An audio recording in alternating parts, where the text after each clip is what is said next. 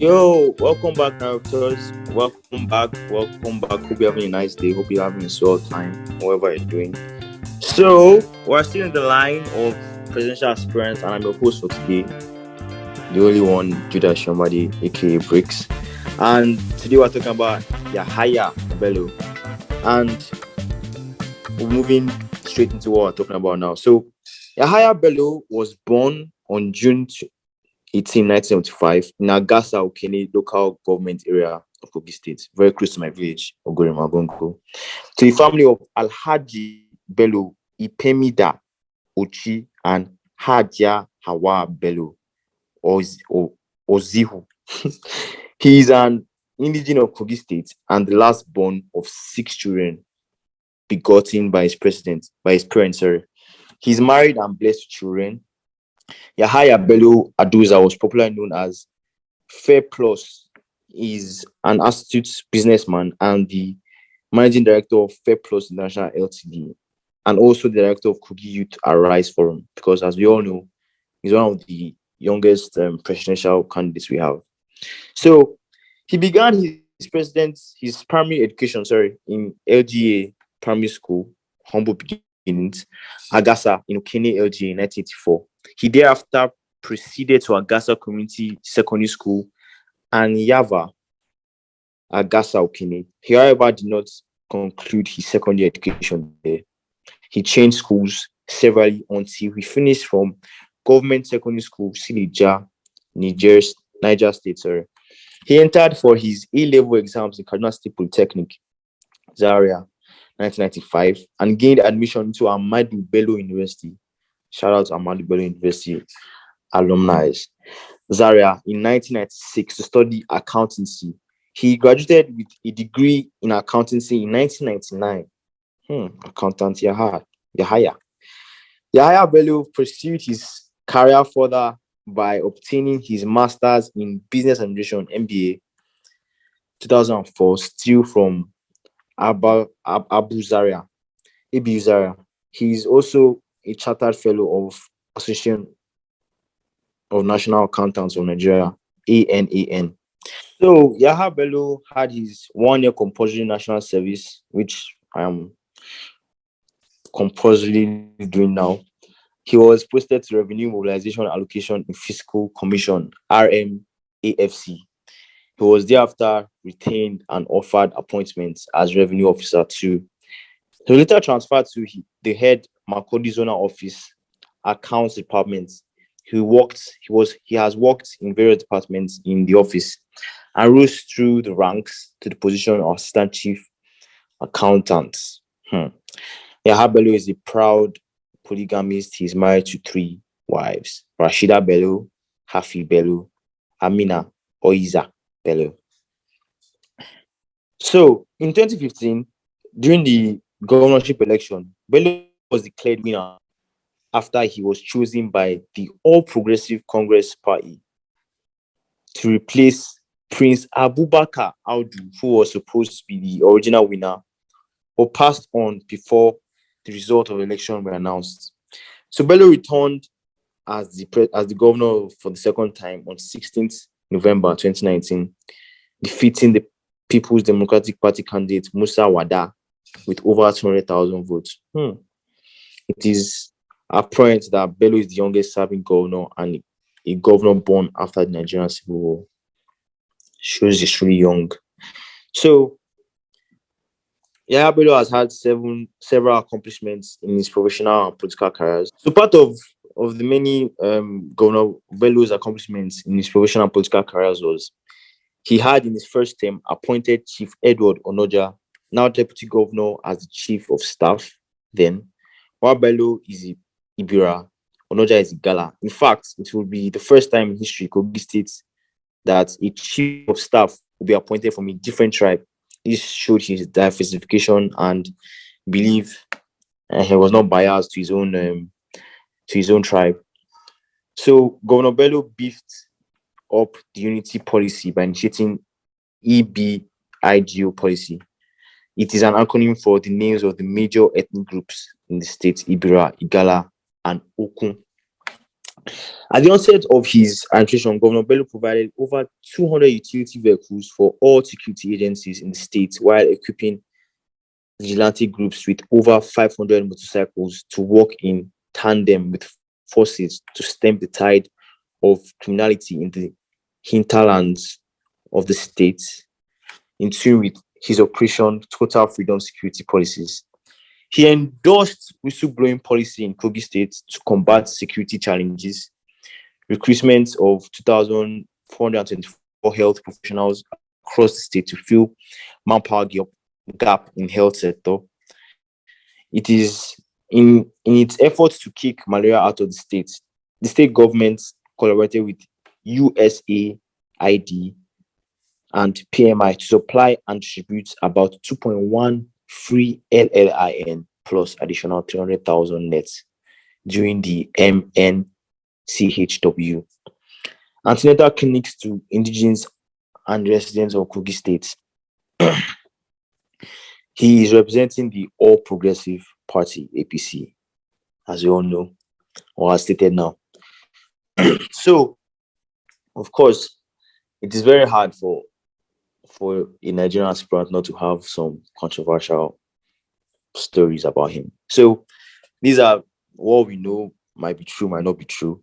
So, some certain scandals that were called from Yahaya Bello's name are: controversies have been trailing Bello since he ascended the seat of power.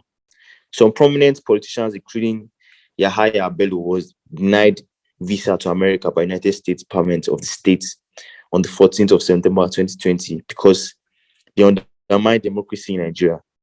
Some renowned and notable activists applauded the US government and encouraged other advanced countries to do the same.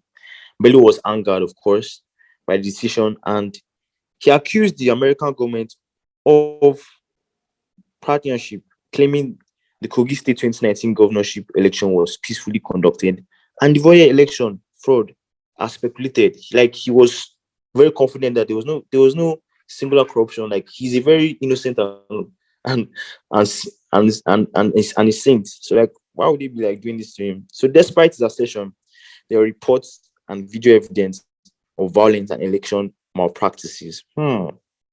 Last receipt today. During the time of the election, there were sporadic shootings from hired thugs, which we do not know who hired them from, and the electorates were scared and intimidated. In line of this is controversial issue, Bello stated in April 2021 that he had been conferred with an honorary professorship in humanitarian services, human resources management, and peace building from distinguished and highly reputable St. Thomas A. Beckett University, according to Bello's Commissioner for Information, Kingsley Fanwo. However, Sahara reporters, after doing a thorough investigation, found out that Bello's claims were a lie. They said, as the university doesn't offer a degree in human resource management, humanitarian services, and peace building. After a thorough investigation from Premium Times, it was reported that the government of Kogi has spent 300,000 naira on the COVID tracking software. Bello's government claimed to have spent over 90 million on the software. Investigation has it that, despite the fact that his young governor showed his nonchalant attitude toward the pandemic, there was evidence of financial record showing that the Kogi state government had purchased COVID-19 risk assessment software, which will last for a year for 90 million naira in March of 2020. I don't know if it's only me, but I just often feel that the COVID-19 pandemic all issue, the fact that it took that long was, I feel, or I've heard this rumor that when something takes longer than expected, probably and highly, the government is influencing that thing. And I often feel that might have been the case because the COVID-19 came like a flood and just left sharp without, like, it didn't even give us away and left without even saying goodbye. Like, it doesn't make sense. So, however, unlike other governors, during the spread of COVID-19 in 2020, Bello aired his own belief of the existence of the virus, arguing that it is nothing but a glorified flu uh, that's comparable to common cold and catarrh. Bello, are you a doctor? No wonder he never allowed the NCDC to test the people of Kogi to know if the flu was prevalent. So he rejected it out of the state. In doing this, Bello was able to keep his state, Kogi, running. On 31st August 2021, the Lagos Division of the Federal High Court froze Kogi State salary bailout. Sterling Bank fixed accounts after an application from EFCC.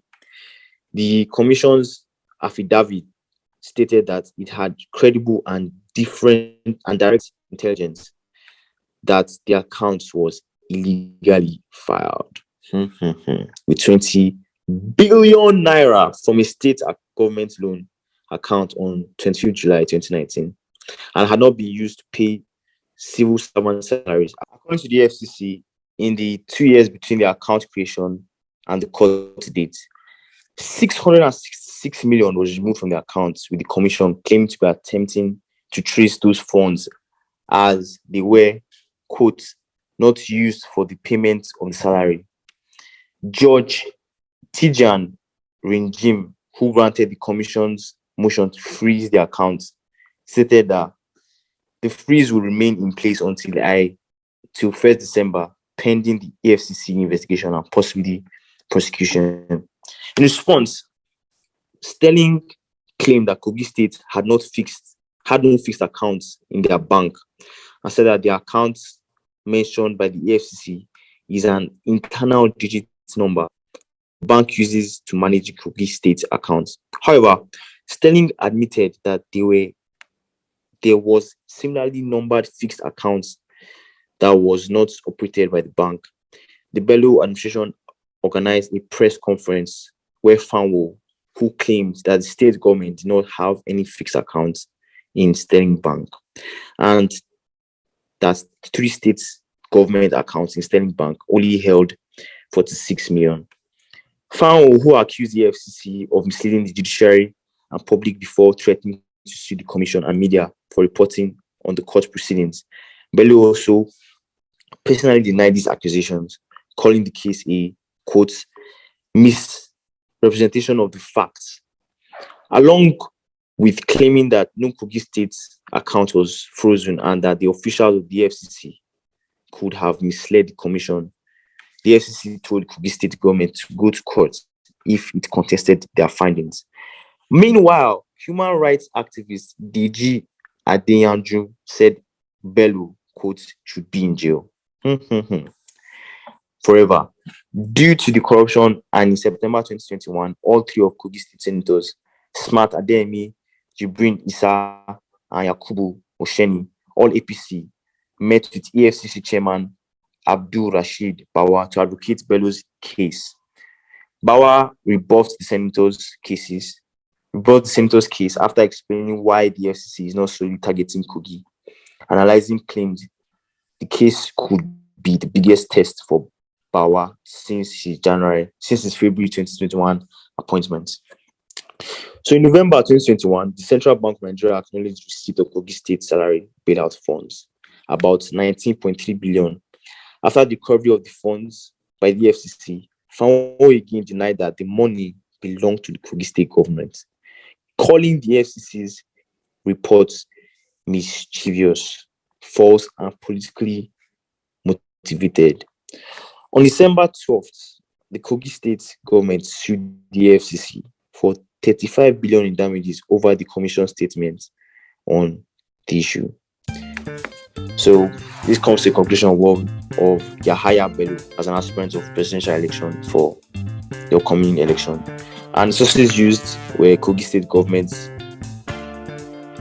kogistate.government.nigeria and Wikipedia. So till next time, Raptors, bye and God bless you.